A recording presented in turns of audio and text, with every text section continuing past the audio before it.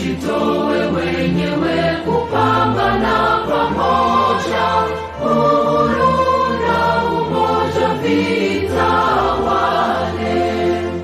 Enyi bwana na binti wa Afrika, mwili wa jua, mwili wa anga, tuifanye Afrika mti wa uzima. Tuungane sote na tujibidishe kutoa kilicho bora kwa Afrika, chimbuko la wanadamu, chemchemi ya utamaduni, tumaini letu wakati wa mafarakano. Enyi bwana na binti wa Afrika, mwili wa jua, mwili wa anga, tuifanye Afrika mti wa uzima. Humanist TV Africa, it's the TV you are watching today. My name is Katom Mukasa. In the studio is Dennis Bongole to do the production. This is Humanist TV Africa. I want to encourage you to please subscribe to Humanist TV Africa. Our handle, TikTok, Facebook, YouTube. Website is Humanist TV Africa. And of course, the email is right there. www.humanisttvafrica is the website. You'll be able to see us. Today, we are going to be handling country profiles. Let us handle Namibia. Let us handle one of the largest countries in the world, but found in Africa, is Namibia. Namibia is 3 times bigger than Great Britain. Let us look at the map of Namibia. You can see the map of Namibia or the flag of Namibia.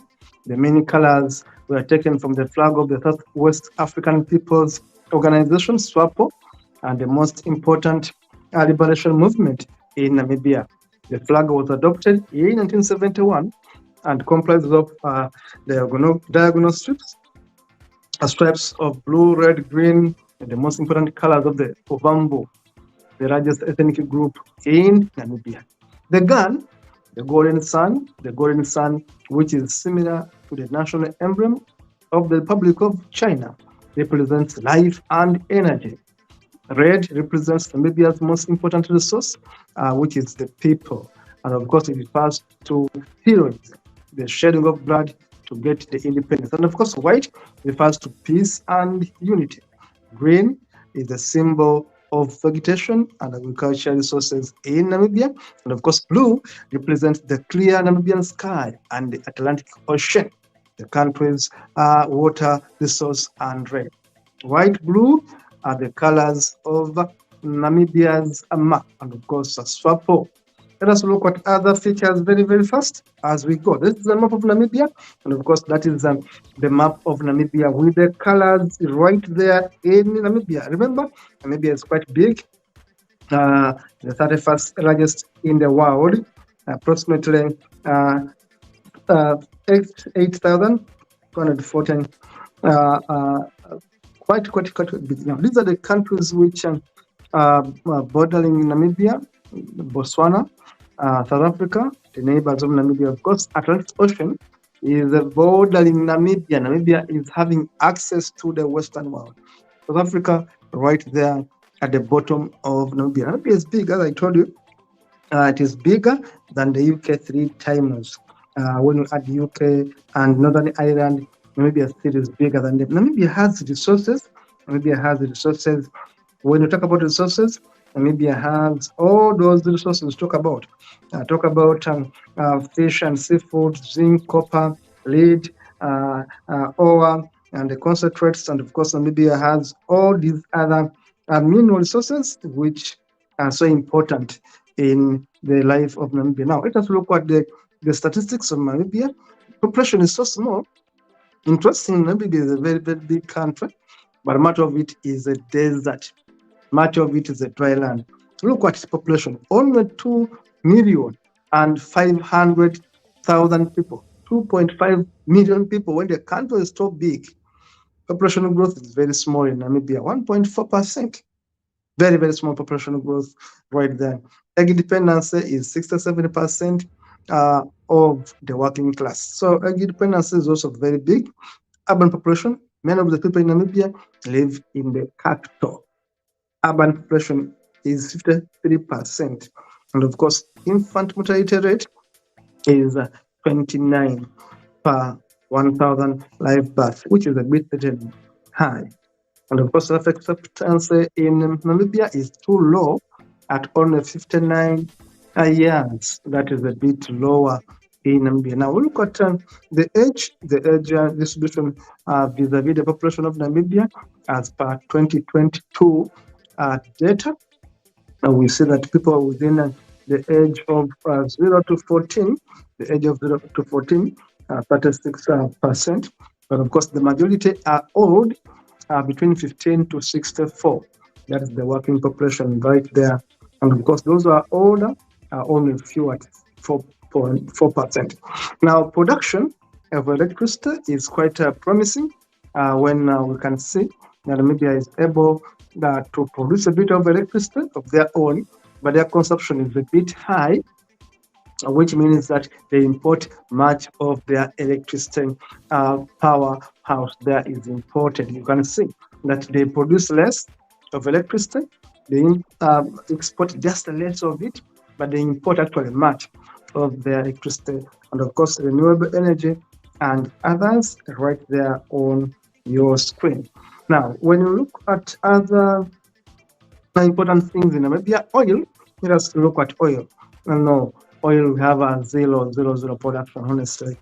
Oil there, yet consumption is quite high, which means that Namibia is so much into getting oil outside the country. But natural gas, yes, natural gas is also zero production, zero consumption, and of course, zero exports right there. We don't see much of natural gas in Namibia. It's not there. So technology, how are we standing? Technology, the airports, 112 airports there, here and there. You'll find stretches of airports, private airports, of course, public airports, of course. People are traveling. Cellular phones, almost everyone in Namibia has a phone. Almost everyone in Namibia has a phone. Remember, there are about 2.5 million people, but people having phones are even more than the population if you look at the statistics right there. Highways, the roads are well maintained and well made at 48,875 kilometers right there. Internet users are quite many when you look at it. Internet users are quite also many coming up. Almost 756,000 people use the internet. The railway is also covering a big stretch of land at 2,628 kilometers. Railway coverage. Telephones, people have telephones. Their office telephones there, 154 coverage right there. Now we look at the geography and the environment of Namibia. The location, remember I told you, Namibia is located in Southern Africa. Southern Africa, that is where Namibia is, bordering South Atlantic Ocean, of course, between Angola and South Africa. Total area is 824,000 square kilometers. I told you Namibia is 3 times bigger than the UK. Land area is right there. And of course, water area is only 1,000 square kilometers. I told you that much of Namibia is actually much of it is actually covered by water. Of course, there's also another part covered by a dry land. The coastline is 1,572 kilometers, and the climate is mostly desert, hot, dry, and of course some rainfall sparse and erratic rains right there. The climate is good. I've told you it's a bit hot, of course, dry and rainfall climate there. The terrain is mostly high plateau, maybe a desert along the coast, and of course they have the Kalahari Desert in the east. Of course, the lowest point of the Atlantic Ocean, and the highest point is the Koningsteen on the Brandenga plates right there. So that is Namibia in terms of statistics. In terms of now, in terms of culture, Namibia has a very rich traditional culture. Of course, the people who love their dances, the Vambos and other tribes right in Namibia. You look at Namibia, you look at those people there. The history of Namibia is quite interesting. That before Namibia became independent, the first name of Namibia was known as Southwest Africa. And this name was given to it by a man called Otto von Bismarck in 1884. And of course, the conquest of Namibia by the Germans, German Southwest Africa, that was the name. And of course, South Africans also took part of the people that occupied Namibia in 1920. There, following the League of Nations mandate, South Africans took over Namibia and occupied it for some time. Now, before Namibia became independence in 1990, the territory was known as German Southwest Africa. It was German Southwest Africa right there in Namibia. Namibia was occupied by the apartheid South Africa. Those South African apartheid guys there occupied Namibia for some time. Of course, in 1971, those beautiful people right there fought for independence. And of course, they went to the International Security Council, ICJ, and of course, South Africa was declared illegally occupying Namibia. And from then, Namibia immediately started on its journey towards independence. There are 6% of Caucasians in Namibia, and of course, we see that in 1960s, Toivo and others were arrested in defiance against South African government when they wanted to claim their independence. And of course, in 1988, the South African government, under a UN brokered peace initiative, finally agreed to give up control of Namibia on 21st March 1990, and Namibia was granted independence. It's a very beautiful country. Remember, the Kalahari Desert, all those animals you see there, the rhinos, the elephants, of course, the cheetah, these animals are actually in Namibia. The elephants, of course, animals such as zebras, all those animals are there. Namibia is highly dry piece of land. It has a desert.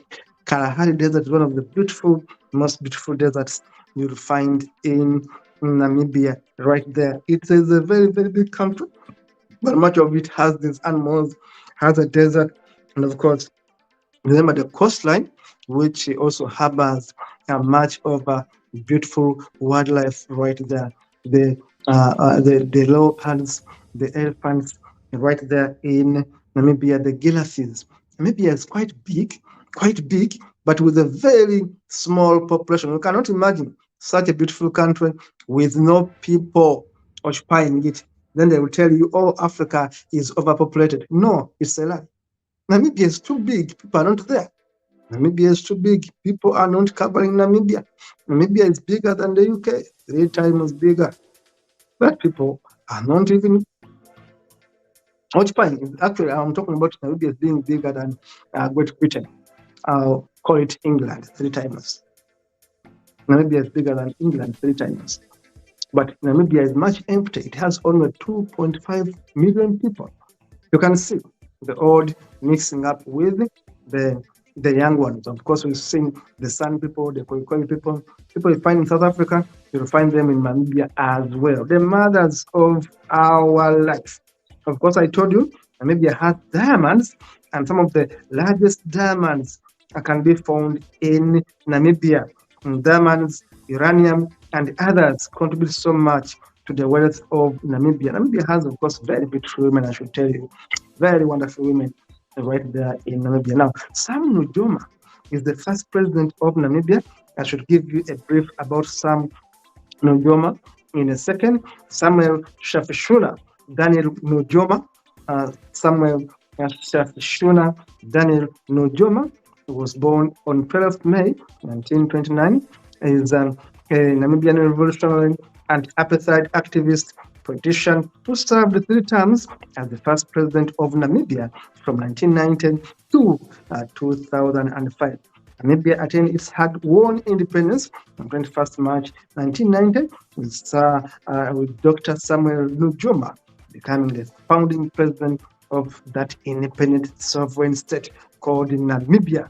Namibia was a German colony from 1884, and in between, South Africa took it over, but Namibia regained their independence after fighting so hard. And Sam Nujoma was the first president of Namibia. Namibia has a GDP per capita, which is in 2023, it was 11,600 in terms of dollars GDP per capita. Namibia is ranked among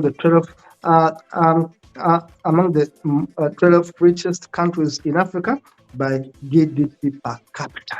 Namibia is ranked among that. Now, in terms of presidents that have ruled Namibia, we have Sam Nujoma, that was born in 1929, and of course took office in March 1990.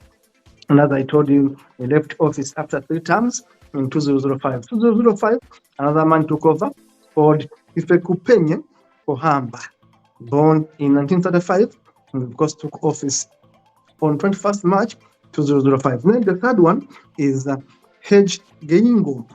The current president of Namibia is Hage Geingob, who was born in 1941, and of course took power in 2015. He is still there. The president is Hage Geingob. Now, briefly, that is how beautiful Namibia is. A very, very beautiful country, very, very lively country. Namibia is big, I told you. Namibia is bigger than England 3 times. Namibia is bigger, one of the biggest countries in the world, but much of it is covered by the Kalahari Desert. Much of it is dry land, but Namibia has the best animals you can think about. Namibia has minerals, uranium, gold, diamonds. Of course, Namibia has fish and all these other metallic metals worth of lots of income. 6% of Namibians are Caucasians. They've been there for a long time. Since 1884, these guys have been in Namibia. Namibia, relatively, is a peaceful country, I should say. Relatively, Namibia is very peaceful. They are very beautiful people. When you look at these people in Namibia, they look very exciting. Their culture is very wonderful. And of course, it's a very peaceful country, but also good for tourism. The desert is so beautiful, the sand with the wind and all that kind of stuff. The buildings are magnificent, the culture is magnificent, of course the food is awesome right there in Namibia. That is Namibia for you, one of the best countries in the world, and of course with the smallest population in the world, not even 3 million people, but about 2.5 million people. That is Namibia for you. Thank you for watching. This is Mans TV Africa. See you in the next one.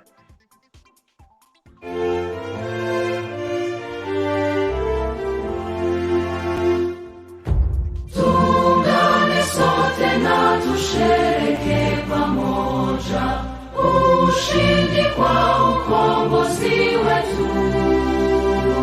Tujitoe wenyewe, tusimame pamoja kulinda uhuru na umoja wetu. Enyi Bwana na binti wa Afrika, mwili wa jua, mwili wa anga, tuifanye Afrika mti wa uzima. Tuungane sote tuimbe pamoja, kuenzi shikamano hatima yetu. Tujitoe wenyewe kupambana pamoja, uhuru na umoja vitawale. Enyi Bwana na binti wa Afrika, mwili wa jua, mwili wa anga, tuifanye